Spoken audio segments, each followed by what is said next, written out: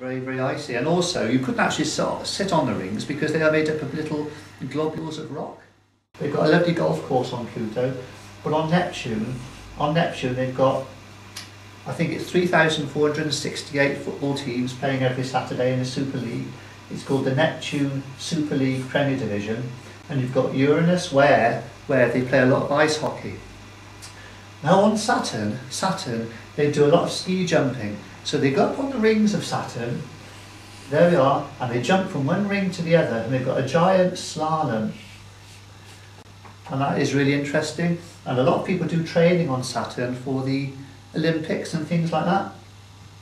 Now if you come inwards, by Jupiter, you have, well I don't mean by Jupiter, what I mean is on Jupiter, you have got one of the biggest orange squash factories in the world. Now it draws its heat from the inside of the planet, and this helps to generate vast amounts of molten material, and this allows you to create these vast factories which can generate enough power to operate a calculator.